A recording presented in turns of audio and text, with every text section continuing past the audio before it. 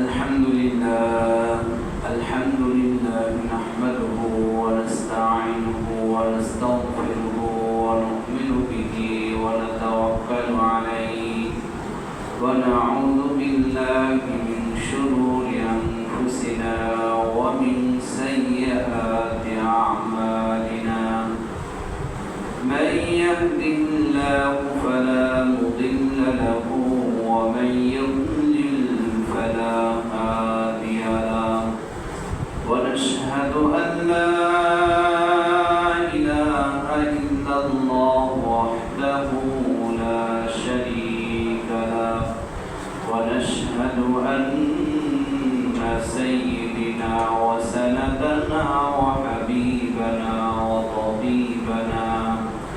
وطبيب قلوبنا وأولانا ومولانا محمدا عبده ورسوله الذي أرسله الله تعالى بالحق بشيرا ونذيرا وداعيا إلى الله بإذنه وسراجا وقمرا منيرا فقد قال الله سبحانه وتعالى في كلامه المجيد وفي فرقانه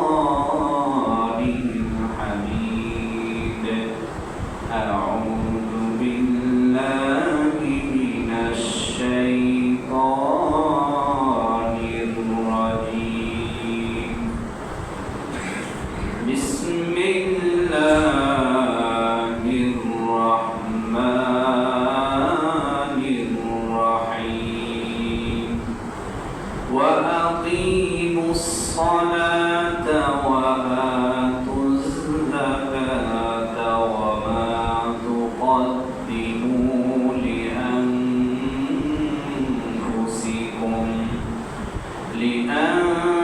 لأنفسكم من خير تجدوه عند الله إن الله بما تعملون بصير وقال تعالى آية أخرى وأقيموا الصلاة وآتوا الزكاة واركعوا مع الراكعين وقال النبي صلى الله عليه وسلم بني الإسلام على خمس شهادة أن لا إله إلا الله وإقام الصلاة وأداء الزكاة والصوم الحج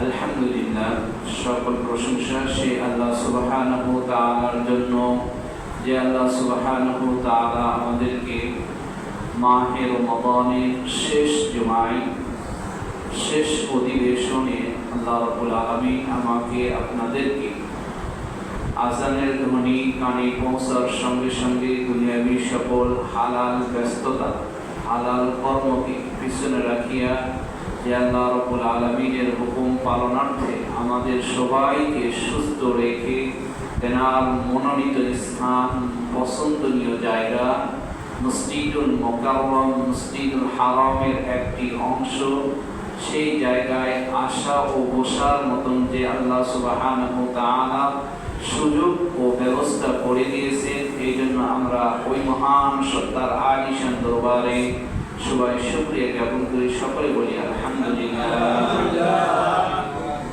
আর ওই মহামানবের প্রতি লক্ষ কোটি দরুদ ও সালাম যিনি সাইয়্যিদুল মুরসালিন খাতামুন নবিয়্যিন আহমদ মুস্তাফা মুহাম্মদ মুস্তাফা সকলে বলি সাল্লাল্লাহু আলাইহি ওয়াসাল্লাম আল্লাহ সুবহানাহু ওয়া তাআলার ঐশী বাণী আল কোরআনুল কারীম মহাগ্রন্থ আল কোরআনুল কারীম যে কোরআন কোনো পথভ্রষ্ট লোকের জন্য এই কোরআনকে যদি একটু ফলো করে মানার চেষ্টা করে, কোরআন বলেছে আমি তাকে হেদায়েতের পথেই হিসাবে কাজ করি, সকল রাস্তা আমি তার জন্য খুলে দিই। বলুন না সুবহানাল্লাহ।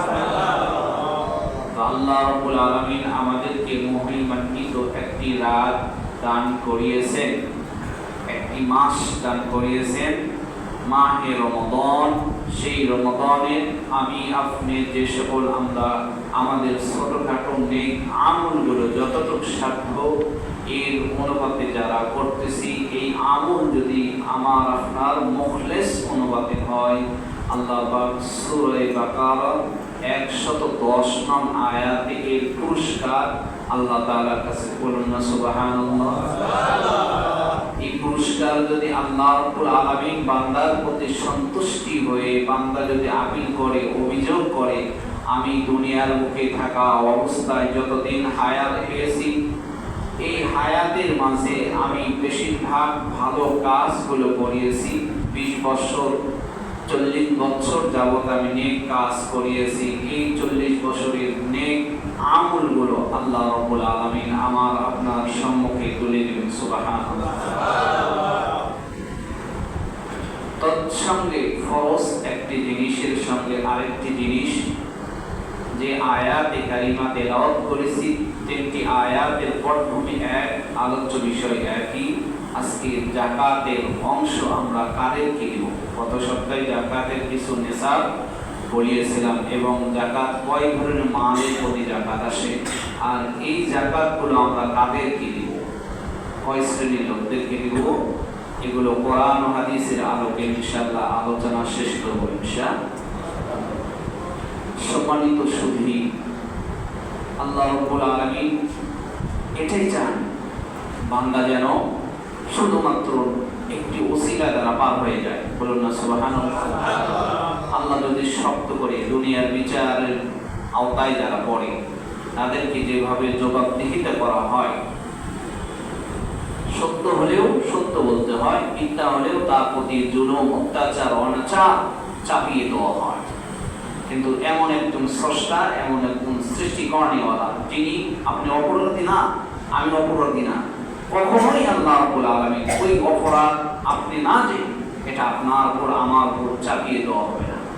তিনি এমন একটা স্রষ্টা, তিনি চান আমার বান্দাকে আমি আদর করে, যত্ন করে, অনেক ভালোবেসে বানিয়েছি। সুবহানাল্লাহ। আমাদেরকে যে যত্ন সহকারে বানানো হয়েছে, আল্লাহ তাআলা ঘোষণা দিয়েছেন, উখরিজাত লিন-নাস তা'মুরুনা বিল মা'রুফি ওয়া তানহাউনা আনিল মুনকার। সুবহানাল্লাহ। পৃথিবীতে অসংখ্য নবী আলাইহিস সালাতু সালাম আসলেন, যাদের উম্মত ছিলেন, নির্দিষ্ট উম্মত ছিলেন, আর আমরা এমন একটি নবীর উম্মত যিনি সাইয়্যিদুন নবী, নবীদের নবী, ইমামুন নবী, সাইয়্যিদুল ইমামুন নবী, যিনি সকল নবী তার সকল নবীর উপরে তিনি ইমামতি করিয়েছেন। সুবহানাল্লাহ। তো সেই নবীর আমরা উম্মত, তো সেই নবীর উম্মত যদি আমরা দাবি করে থাকি, নবীর রেখে যাওয়া আদর্শ লালন করা ছাড়া বাহিরে যে পথে আমি আপনি ঘুরি না কেন, এইগুলো পথ আমাকে আপনাকে জাহান্নামে নিয়ে যাওয়ার জন্য যথেষ্ট। প্রথমে সূরা বাকারা 43 নং আয়াতে কারিমা যেটা আমি তেলাওয়াত করেছি, আল্লাহ তাআলা এখানে কি বলে, যাকাত সংক্রান্ত আমার আপনার উপর ফরজ, যাদের উপর যাকাত নিসাব পরিমাণ মাল থাকবে, ওই মালের সমপরিমাণ টাকা পয়সা, ব্যবসা বাণিজ্য যা কিছু থাকবে, এগুলো সমন্বয় করে যদি যাকাত আপনার উপর আসে, তাহলে আল্লাহ তাআলা বলছেন কি, ওয়া আকিমুস সালাত, প্রথমে নামাজ কায়েম করো। প্রথমে কি করেন বলেন সবাই, নামাজ কায়েম করো। কায়েম দ্বারা বোঝায় সরকার কর্তৃক, ইসলামী রাষ্ট্র যদি হয়, সরকার কর্তৃক থেকে ফয়সালা থাকবে, প্রত্যেকটি নামাজ অবশ্যই সুস্থ মস্তিষ্কের যারা অধিকারী, প্রাপ্ত বা বয়স্ক বালেক যারা, মুসলমান যারা হবে, এদের জন্য অবশ্যই আল্লাহ পাকের পক্ষ থেকে, ইসলামী রাষ্ট্রের পক্ষ থেকে সরাসরি ফরজ বিধান। যদি কোনো ব্যক্তি নামাজ এক ওয়াক্ত ছেড়ে দেয়, এটা যদি ইসলামী রাষ্ট্র হইতো তাহলে ওখান থেকে বরাদ্দ থাকতো কি, যে ব্যক্তি এক ওয়াক্ত নামাজ ছেড়ে দিল সে ব্যক্তি কথার কথা সেই অনুপাতে হতো, শাস্তি অনুপাতে, তার ধারা অনুপাতে ধরে নেন 500 টাকা করে জরিমানা।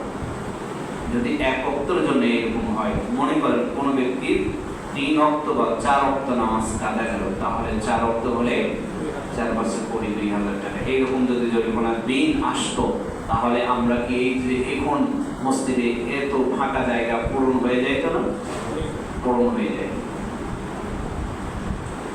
চাপ না দিলে, চাপ না আসলে আমাদের বুঝে আসে না। সহজে যে আমরা ইসলাম গ্রহণ করিয়েছি, সহজে যে আমরা ইসলাম পেয়েছি, সহজে আমরা মুসলমান হিসেবে দাবি করি।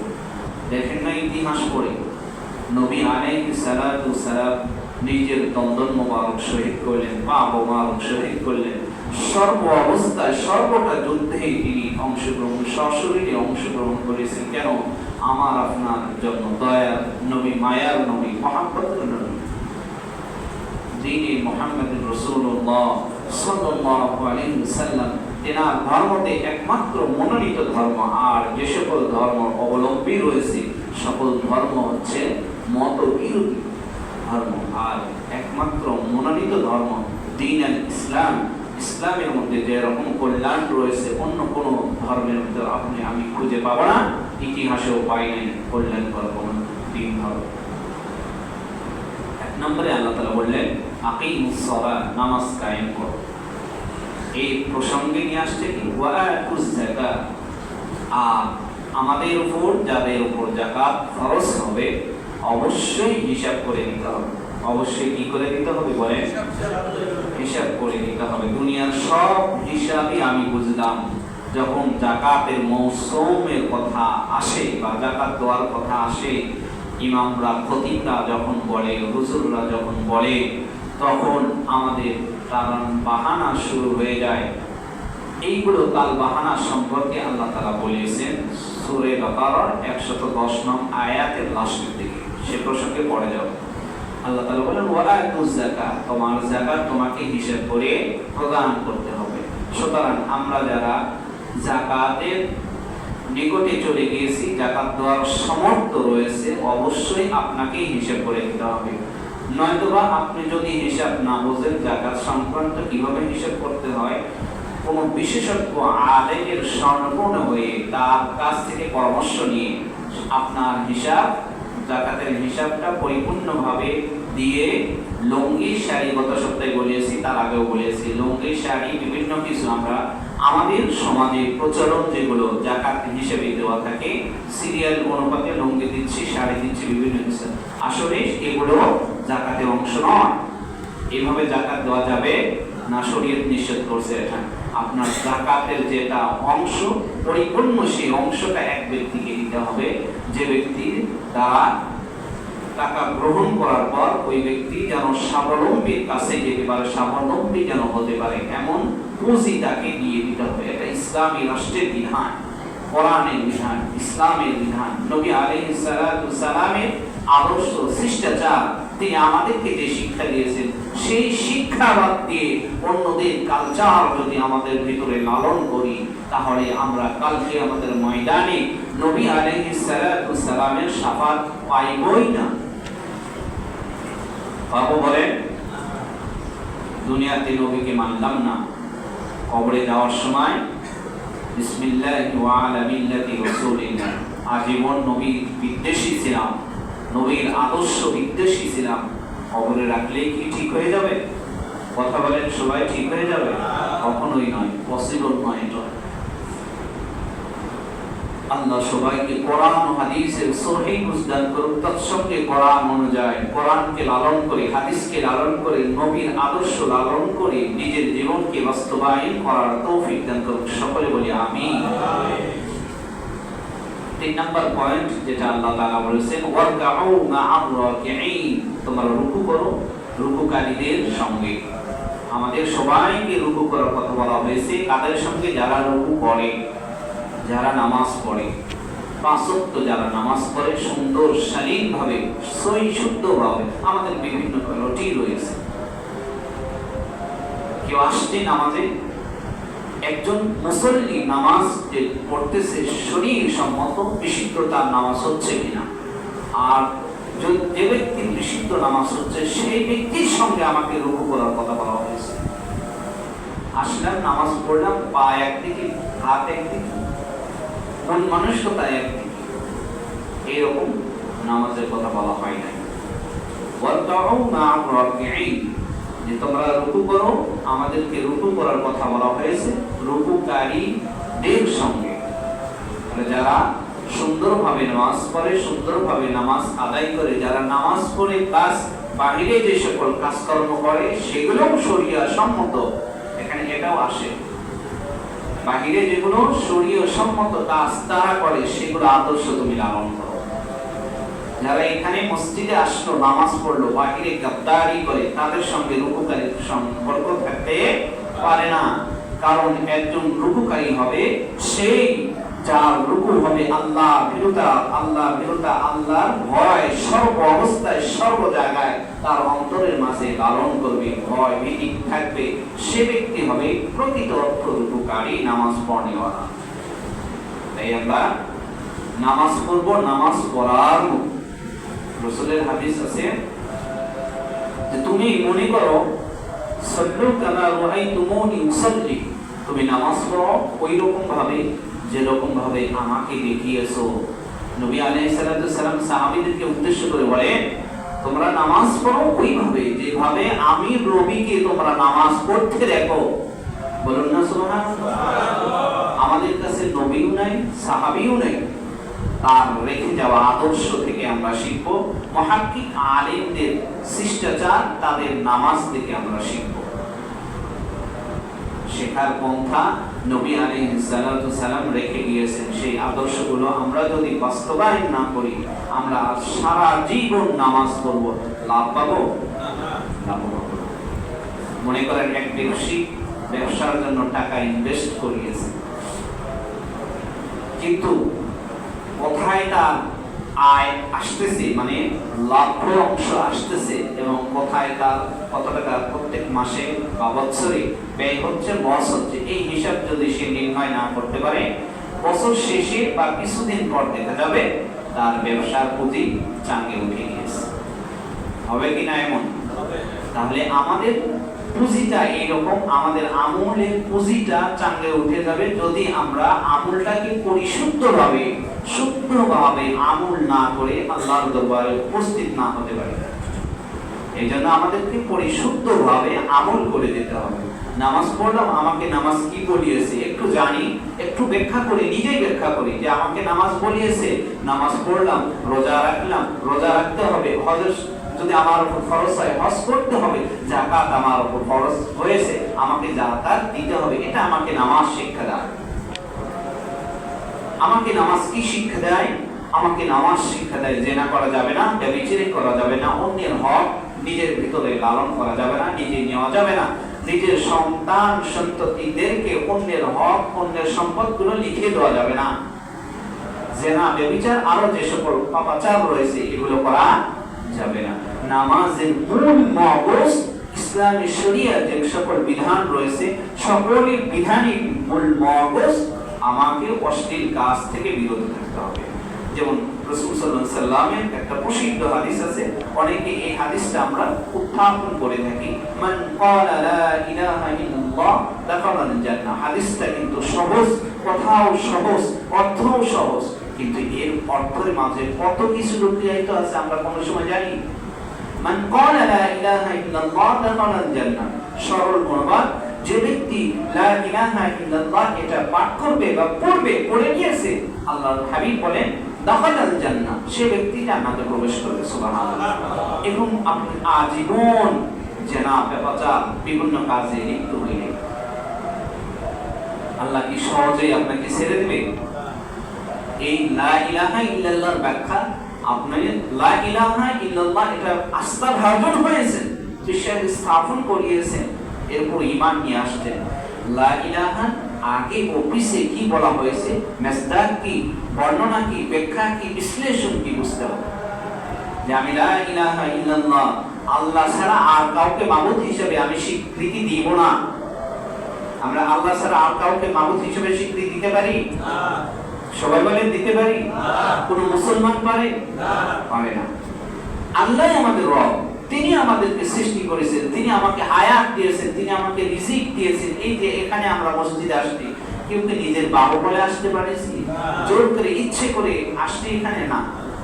আমার মালিক আমার মস্তিষ্কের মাঝে একটা মেমোরি আছে, সেই মেমোরিকে নাড়া দিয়েছেন, আর ওই মেমোরির মাঝে আমার আপনার 3.5 হাত বডির মধ্যে একটি অন্তর রয়েছে। এই অন্তরের মাঝে আল্লাহ রাব্বুল আলামিন ভয় তিনি পয়দা করে দিয়েছেন যে নামাজের আহ্বান করা হয়েছে। সুতরাং তুমি যদি ইমানদার হয়ে থাকো, তুমি যদি মুসলমান হয়ে থাকো, ইমানদার মুসলিম যদি রোজাদার হয়ে থাকো, যাকাত দেনেওয়ালা হয়ে থাকো, হজ করেনেওয়ালা হয়ে থাকো, জেনা থেকে বেঁচতে চাও, বাঁচতে চাও, তাহলে তুমি নামাজের দিকে চলে যাও। সুবহানাল্লাহ। কালেমার মিসদাক লম্বা চড়া মিসদাক। শুধু মান ক্বালা লা ইলাহা ইল্লাল্লাহ দাখালাল জান্নাহ, এতটুকুই সীমাবদ্ধ নয়। তাই আমরা যারা নামাজ পড়ি আর অন্যান্য কাজ যেগুলো আমাদের জন্য, মুসলমানদের জন্য, ইমানদারের জন্য করণীয় নয়, সেগুলো আলেমের জন্য করণীয় নয়, সাধারণ পাবলিকের জন্য করণীয় নয়। মনে করেন, উদাহরণস্বরূপ বলি, আমি এখানকার ইমাম ও খতিব, আমার জন্য 5 ওয়াক্ত নামাজ ফরজ, আপনাদের জন্য 1 ওয়াক্ত ছাড় আছে? আমার জন্য মাহে রমাদানে 30টি রোজাই ফরজ, আপনাদের জন্য 2-1টা ছাড় আছে? সবাই বলেন তাহলে যারা রাখেন না তারা কি করেন? বেশ কম এখানে হইল কি না হইল না? কথা বলেন, বেশ কম হইছে? কার মাঝে? মুসল্লিদের মাঝে বেশ কম হয়েছে। ইমাম যদি একদিন রোজা ছাড়া আসি নামাজ পড়ায়, এটা সমালোচনা হবে না হবে না? কম না বেশি? সবাই বলেন কম না বেশি? কিন্তু মুসল্লি যে নামাজও পড়ে না, রোজাও রাখে না, হজের সময় হজও করে না, যাকাতও দেয় না, এর সমালোচনা কে করে? জি না, আল্লাহ করবে কেন? আল্লাহ করবে না। আপনার নিজের সমালোচনা নিজে যখন করবেন তখন পরিবর্তন হতে পারবে।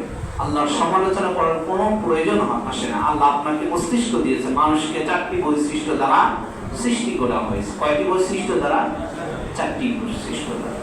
1 নম্বর ব্রেন শক্তি, স্মৃতি শক্তি, মস্তিষ্ক। এই মস্তিষ্ককে আপনি সাধারণ পাবলিক যারা, তারা কিন্তু জানে জিনা করা গুনাহের কাজ, রোজা না রাখলে গুনাহ হবে, তারাও জানে। একজন শিক্ষিতও জানে, একজন অশিক্ষিত ব্যক্তিও জানে। একজন রিকশা চালককে আপনি জিজ্ঞাসা করবেন, ভাই রোজা রাখলে উপকার কি আর ক্ষতি কি, রোজা ফরজ না ফরজ না? সে কি বলবে? রোজা রাখা ফরজ। তার মেমোরি থেকে যতটুকু মাইন্ড আছে, জ্ঞান আছে, সে বলবে রোজা রাখতে হবে, এটা আল্লাহ পাকের একটা ফরজ বিধান, আর না রাখলে আল্লাহ রাব্বুল আলামিন আমাকে আপনাকে শাস্তি দিবেন, এই কথা সে বলবে। এই কথাটা আমরাও বলি, তাই বলি না? কিন্তু আমলে যতক্ষণ না নিয়ে আসবো ততক্ষণ পরিবর্তন হতে পারবো না। তাহলে আমাদের নিজের সমালোচনা নিজে করতে হবে যে আমি কতটুকু ভালো কাজ করতে পারলাম। 2 নম্বর আয়াত, যেটা আল্লাহ সুবহানাহু ওয়া তাআলা সূরা বাকারার 83 নং আয়াতে বলেন, যাকাত যাদের উপর ফরজ সেই প্রসঙ্গে কথা বলতেছি আজকে। যাকাত অবশ্যই দিতে হবে। 83 নং আয়াতে আল্লাহ তাআলা বলেন, ওয়া আকিমুস সালাহ ওয়া আতুজ যাকাত। আগের আয়াতের সাথে এটা পরিপূর্ণ মিল আছে যে তোমরা নামাজ আদায় কায়েম করো, ওয়া আতুজ যাকাত, এবং যাকাত প্রদান করো। সুম্মা তাওয়াল্লাইতুম ইল্লা কলিলাম মিনকুম ওয়া আনতুম মু'রিদুন। এখানে আল্লাহ রাব্বুল আলামিন আমাদের মাঝে এমন কিছু লোক আছে, সেই লোকের অবস্থা সম্পর্কে আল্লাহ তাআলা কোরআনে বহু বছর আগে নবীকে জানিয়ে দিয়েছেন। বলুন না সুবহানাল্লাহ। দেখেন আল্লাহ বলেন, তোমরা যাকাত প্রদান করো যাদের সামর্থ্য রয়েছে। সুম্মা তাওয়াল্লাইতুম, অতঃপর তোমরা এর থেকে পৃষ্ঠ প্রদর্শন করিও না, অর্থাৎ মুখ ফিরিয়ে নিও না। ইল্লা কলিলাম মিনকুম, এরপরেও দেখবে কিছু সংখ্যক লোক তোমাদের মাঝে এর থেকে মুখ ফিরিয়ে নেয়। এর থেকে কি নেয়? ওয়া আনতুম মু'রিদুন, তারা বিরক্ত বোধ হয়ে যাকাত একটা তাদের গচ্ছিত মাল, এই গচ্ছিত মাল থেকে আবার পুনরায় গরিবকে দেওয়ার একটা বিধান বা সিস্টেম, এটা তাদের কাছে বিরক্তবোধ মনে হয়ে তারা যাকাতের অংশটা পরিপূর্ণভাবে না দিয়ে শাড়ি লুঙ্গি বিভিন্ন কিছু দিয়ে থাকে। এইগুলো দেওয়ার কোনো সুযোগ নেই।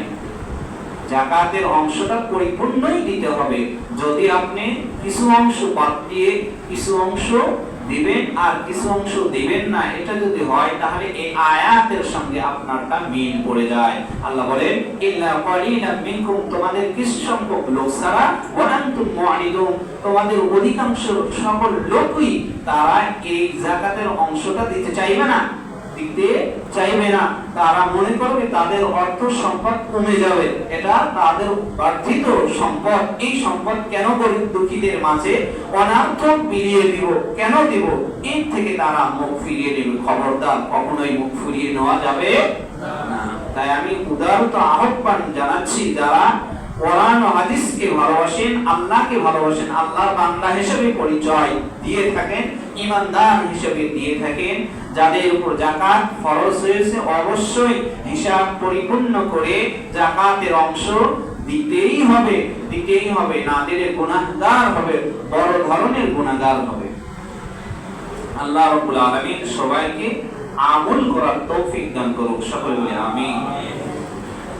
তৃতীয় নম্বরে যে আয়াতে কারিমা আমি আপনাদের সম্মুখে তেলাওয়াত করেছি, আল্লাহ সুবহানাহু ওয়া তাআলা সূরা বাকারার 110 নং আয়াতে বলেন, ওয়া আকিমুস সালাতা ওয়া আতুজ যাকাতা, তোমরা নামাজ কায়েম করো এবং যাকাত প্রদান করো।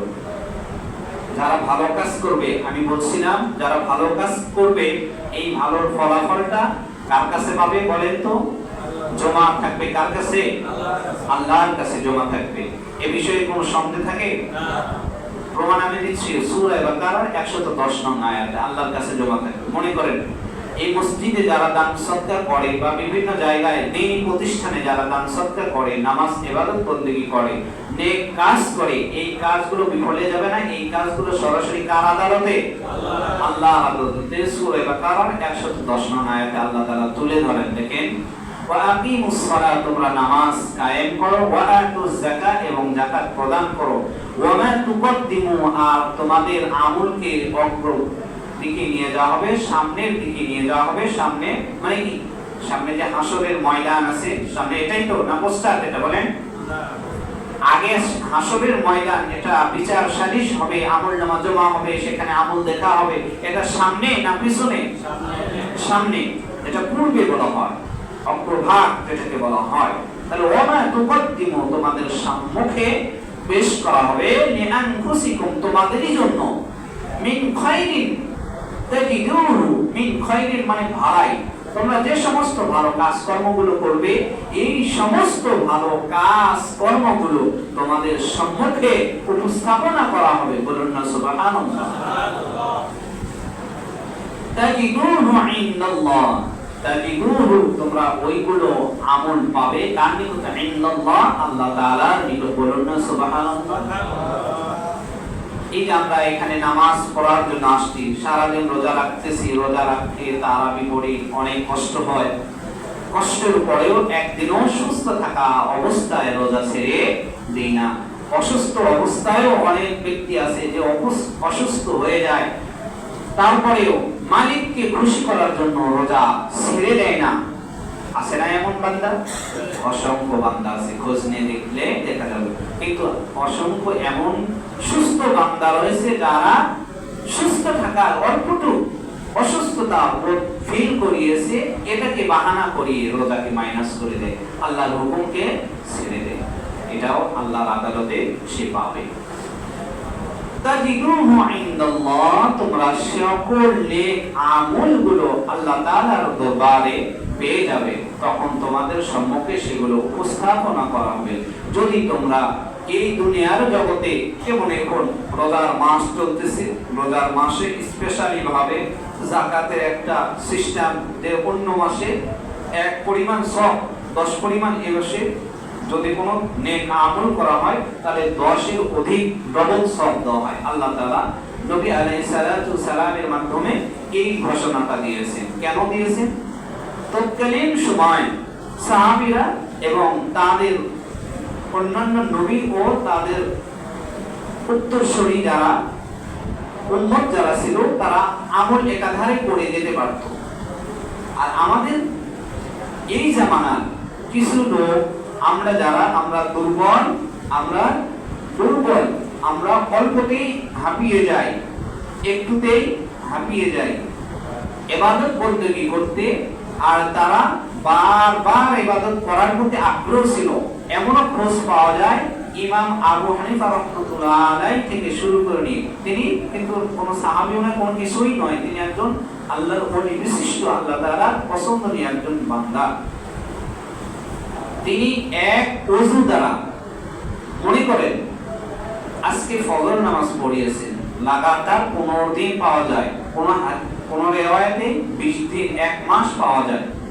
একাধারে এক ওযু দ্বারা তিনি নামাজ পড়িয়েছেন। বলুন না সুবহানাল্লাহ।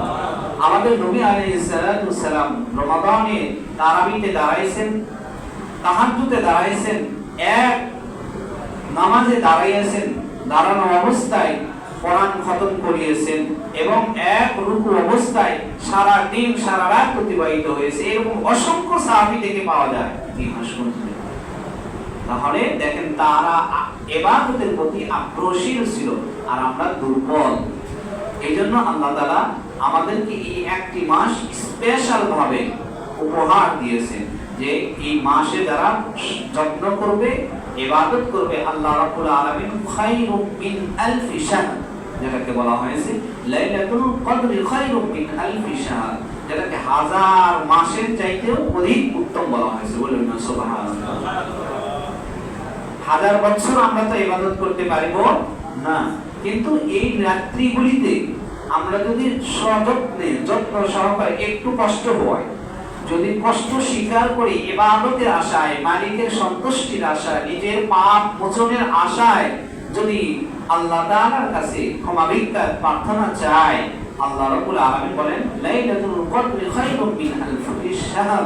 তারা অন্যান্য আগের জামানায় তারা 1000 বছর ইবাদত করার ফজিলত পেয়েছে। তোমরা এই বছর, তোমরা এই মাসে যদি ইবাদত করো যত্ন সহকারে, তাহলে তোমরা 1000 বছর ইবাদত করার সওয়াব পাবে। বলুন না সুবহানাল্লাহ। তাই আমরা চেষ্টা করব যেগুলো সবে কদরের রাত্রি আসে, সবে কদরের রাত্রি যেগুলো আসে, যেমন গতকাল চলে গেছে, আমরা পার্সোনাল ভাবে, ইনফিরাদি ভাবে, একক ভাবে ইবাদত করার চেষ্টা করব। যদি সম্ভব হয় বাসায় করার নফল ইবাদত তো বাসায় করার চেষ্টা করব। আর যদি মসজিদের পরিবেশ যদি ওই রকম থাকে, নফল করার ব্যবস্থা থাকে, তাহলে সেখানে করে নিব। আর যদি ব্যবস্থা না থাকে তাহলে নাই। দেখা গেছে এখানে আমাদের অনেক মুসল্লি আসে, আমরা বা আমি পড়ি না কেন যে এখানে 2 রাকাত বা 4 রাকাত লাইলাতুল কদরের নামাজ পড়ে যাবেন, কেন পড়ি না? তার এক নাম্বার কারণ অনেক মুসল্লি থাকে, রাত্রে নাইট থাকে, ডিউটি থাকে, যে শুধু তারাবি পড়েই সে চলে যাবে। যদি তাকে আবার ওই 4 রাকাত পড়তে দিই, তাহলে আবার বেতের নামাজ আছে, তাহলে তার জন্য অফিসে অ্যাটেন্ড করাটা, ঠিক টাইমে যাওয়াটা কষ্টকর হয়ে যায়। সুতরাং সার্বিক বিবেচনা করে আমি বলি না। যারা পড়তে চায় তারা নিতান্তই এককভাবে, আপনি অফিসে যান, সেখানে যে যদি নামাজের প্রসেসিং থাকে, বিভিন্ন অফিসে নামাজ পড়ার প্রসেস আছে, তো সেই জায়গায় আপনি 4 রাকাত পড়ে নেন লাইলাতুল কদর। এটা নফল ইবাদত। কি দিয়ে পড়বেন? সূরা ফাতিহা। আপনি অন্যান্য ইবাদত যেরকম ভাবে করেন নফল ইবাদত সেম টু সেম ভাবেই করবেন। এখানে নির্দিষ্ট কোনো সূরা নাই, নির্দিষ্ট কোনো ওজিফা বা তাসবিহ তাহলিল কোনো কিছুই নাই। এখন যেরকম আপনি 2 রাকাত নফল নামাজ যেভাবে পড়বেন সেম টু ওখানেও তাই। দ্বিতীয় নাম্বার কথা, আল্লাহ তাআলা বলেন ইন্নাল্লাহা বিমা তা'মালুনা বাসীর। আল্লাহ বলেন তোমরা যা কর্ম করো, যা করতেছো, আমি সব বিষয়ে খবর রাখি। বলুন না সুবহানাল্লাহ। আমরা দান সদকা করব, দান করব, যাকাত দিব, কে জানেন? আল্লাহ। কম বেশি করে যাকাত দিব, কে দেখতেছেন? মানুষের চোখে আমরা ফাঁকি দিতে পারি সাময়িক সময়ের জন্য, কিন্তু এমন একজন যিনি আছেন যার চক্ষুকে দুনিয়ার কোন শক্তি অপশক্তি ওই চোখের স্মৃতির কাছে, দৃষ্টির কাছে সেটা অস্পষ্ট বলে মনে করতে পারবে না। আজও পারে নাই, গতও পারে নাই, আজও পারবে না, ভবিষ্যতেও পারবে না।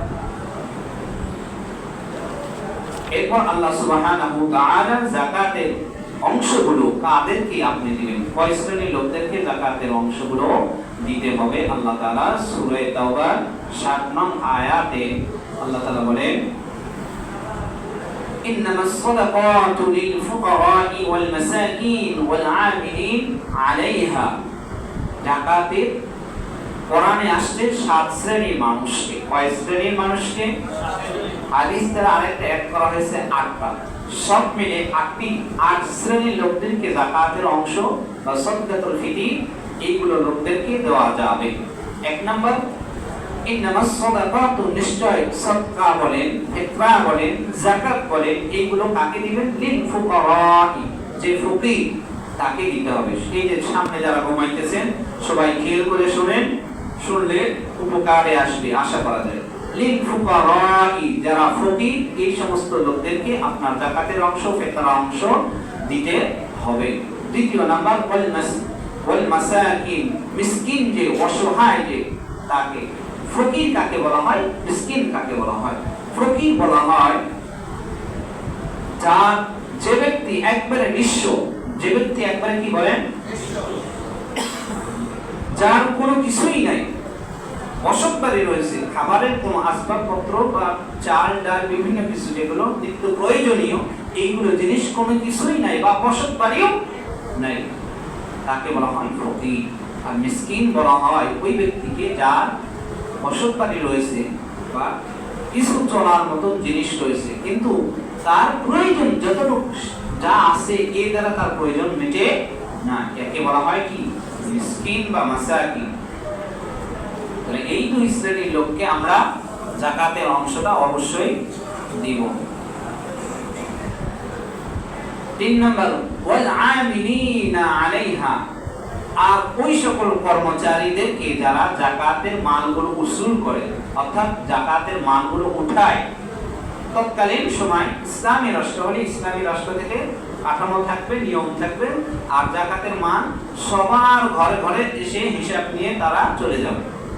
বছর শেষে আপনি যাকাত দেওয়ার একটা লিস্ট আপনার হাতে তুলে দেওয়া হবে। যে মনে করেন এই গ্রামে জরুন এলাকার অমুক বাসী অমুক ব্যক্তির জন্য এবছর 2026 সালের যাকাত সরকার কর্তৃক ইসলামী ফাউন্ডেশন থেকে নির্ধারণ করা হয়েছে, কথার কথা তার এত টাকা যাকাত আসে, আর 4 ভাগের 1 ভাগ, 40 ভাগের 1 ভাগ তাকে দিতে হবে, এটা ফরজ।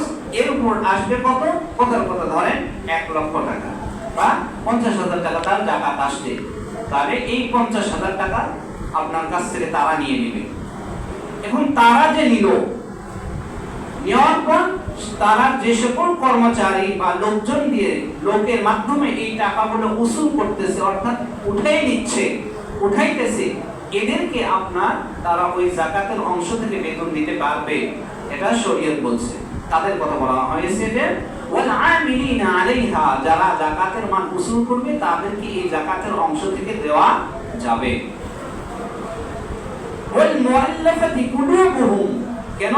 ওয়াল মুআল্লাফাতি কুলুবুহুম, তাদের অন্তরকে প্রশান্তি দিয়ে ভরিয়ে দেওয়ার জন্য, তাদের অন্তরকে কি করার জন্য? প্রশান্তি দিয়ে ভরিয়ে দেওয়ার জন্য তারা যাকাতের মাল উসুল করলো। কষ্ট না এটা?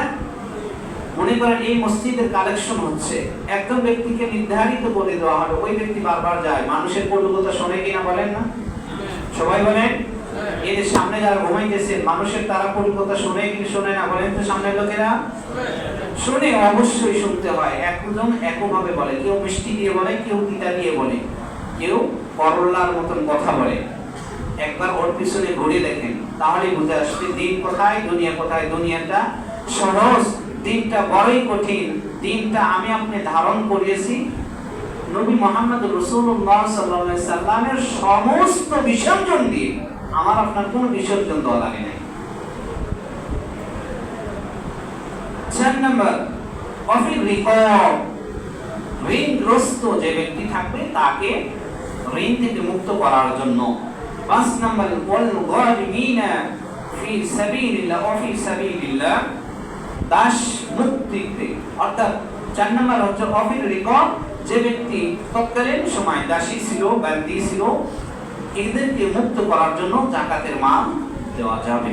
বর্তমানে এগুলো এই প্রসেসটা নেই। 5 নাম্বার, ঋণ পরিশোধের জন্য ওয়াল গারিমিন, যার ঋণ রয়েছে, অনেক ঋণে জর্জরিত, এখন টাকা পয়সা দিতে পারতেছে না। এখন যদি যাকাতের একটা অংশ দেওয়া হয় একজন ব্যক্তি থেকে, সে ঋণ থেকে মুক্ত হতে পারবে। তাহলে শরীয়ত বলছে তাহলে তাকে তুমি যাকাত দিয়ে দাও, যাকাতের অংশটা দিয়ে দাও। এটা কোরআন বলছে সূরা বাকারা সূরা তাওবা আয়াত নং 60। 6 নাম্বার, ওয়াফি সাবিলিল্লাহ, 6 নম্বর পয়েন্ট হচ্ছে আল্লাহ তাআলার রাস্তায় যারা সর্ব অবস্থায় রয়েছে, জিহাদের ক্ষেত্রে হতে পারে, আল্লাহর দ্বীনকে বিজয় করার জন্য যে সকল জিনিসের আঞ্জাম প্রয়োজন, সেই সকল জিনিস, দ্রব্য, সেই সকল জিনিসের ক্রয় বিক্রয়ের জন্য, সরঞ্জামের জন্য যাকাতের অংশ থেকে আপনি সেখানে আল্লাহর রাস্তায় দান করতে পারেন। 6 নম্বর পয়েন্ট এটা। 7 নম্বর, ওয়াবনিস সাবিল, 7 নম্বর হচ্ছে যারা মুসাফির, মনে করেন এখান থেকে কেউ বাইতুল্লাহ যাবে, যার টাকা পয়সা সবকিছু দাখিল করেছে, তার সব দিয়ে দিয়েছে, এখন তার কাছে নিজে যে কিছু খরচ করবে এই টাকা নাই। কথার কথা, এই টাকা যদি তার কাছে না থাকে তাহলে আপনি সে ব্যক্তিকে ওই সময়ে আল্লাহ রাস্তায় যাবে, সে সফর করবে, এই ক্ষেত্রে আপনি তাকে যাকাতের অংশ থেকে দিতে পারেন। 8 নাম্বার পয়েন্ট বলা হয়েছে, এটা হাদিসে আসছে, এটা কি আল্লাহ তাআলা বলেন ওয়াবনিস সাবিল ফারিদাতুম মিনাল্লাহ, আল্লাহ তাআলা এগুলো ফরজ করে দিয়েছেন। আল্লাহু আলিমুন হাকিম, আল্লাহ তাআলা সর্বজ্ঞানী, সর্ববিজ্ঞমান। বলুন না সুবহানাল্লাহ। হাদিসে আসছে যে কোন অমুসলিম যদি মুসলমান হয়, দ্বীনের সাথে দ্বীনকে বিজয়ের জন্য, সে দেখা গেছে অমুসলিম তার ধর্মকে ত্যাগ করে যখন মুসলমানে দাঁড়ায়, তখন সে কিন্তু নিরুপায় হয়ে যায়, তার আশ্রয়হীন হয়ে যায়। কোথায় সে আশ্রয় নেবে? সে মিসকিনের কাতারে, ফকিরের কাতারে পড়ে যায়। সুতরাং শরীয়ত বলছে যে ব্যক্তি